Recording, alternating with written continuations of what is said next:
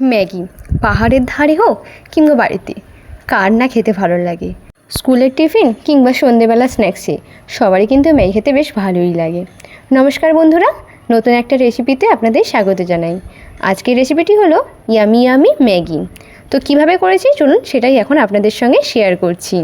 প্রথমে এখানে নিয়েছি পেঁয়াজ কুচি, রসুন কুচি, আর নিয়েছি কাঁচা লঙ্কা কুচি, আর নিয়েছি দুটো ইপি ম্যাগি। তো প্রথমে কড়াইতে দিয়ে দিলাম সাদা তেল। তেল একটু গরম হয়ে গেলেই দিয়ে দিচ্ছি প্রথমে রসুন কুচি। রসুনটা এরকম ছোটো ছোটো করে কেটে নিয়েছি। রসুনটা একটু ভালো করে ভেজে নেওয়ার পর এর মধ্যে দিয়ে দেব পেঁয়াজ কুচি। পেঁয়াজ কুচি দিয়ে দেওয়ার পর দিয়ে দিচ্ছে এখন চেরা কাঁচা লঙ্কা কুচি। দেওয়ার পর এটিকে ভালো করে এখন একটু নাড়িয়ে চাড়িয়ে নিতে হবে।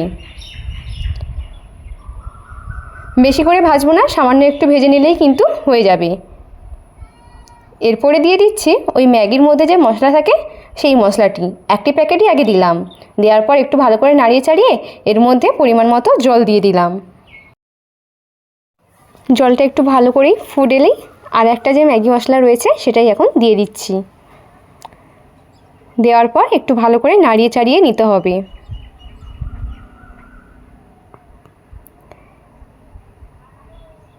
বেশ করে নাড়ানোর পর এর মধ্যে দিয়ে দিচ্ছি ম্যাগিগুলো দিয়ে যেমন ম্যাগি করতে হয় ঠিক তেমনভাবেই করতে হবে। বেশ করে নাড়াতে হবে, পরিমাণ মতোই জল দিতে হবে, কারণ ম্যাগি যেহেতু আগে থেকে সেদ্ধ করা হয়নি তাই এখানেই ম্যাগিটা সেদ্ধ হয়ে যাবে।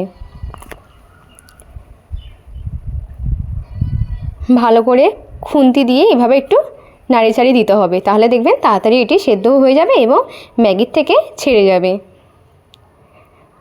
বেশ করে একটু নাড়ালাম, প্রায় 5 মিনিট মতো একটু নাড়াতে হবে, আর লো টু মিডিয়াম ফ্লেমেই করতে হবে, তাহলে তাড়াতাড়ি ম্যাগিটি হয়ে যাবে। এখানে দেখুন অনেকটাই কিন্তু প্রায় হয়ে এসেছে, আর ম্যাগিটাও প্রায় সেদ্ধ হয়ে গেছে। জুসটা একদমই রাখবো না, জুসটাকে পুরোপুরিভাবে মেরে দিতে হবে। এর মধ্যে একটু চিলি ফ্লেক্স অ্যাড করে দিচ্ছি। দেওয়ার পর একটু নাড়িয়ে চাড়িয়ে নিতে হবে। জলটা একদমই মরে গেছে আর খুব সুন্দরভাবে হয়েও গেছে। একটি প্লেটে নামিয়ে নিচ্ছি। রেসিপিটি কেমন লাগলো অবশ্যই কিন্তু কমেন্ট করতে ভুলবেন না। আর এরকম নতুন নতুন রেসিপি পাওয়ার জন্য অবশ্যই কিন্তু লাইক, কমেন্ট, শেয়ার এবং সাবস্ক্রাইব করে পাশে থাকার অনুরোধ রইল। বাড়িতে অবশ্যই ট্রাই করবেন, দেখবেন খেতে খুব ভালো লেগেছে। দেখা হবে নতুন নতুন রেসিপি নিয়ে। সবাই ভালো থাকবেন, সুস্থ থাকবেন। ধন্যবাদ।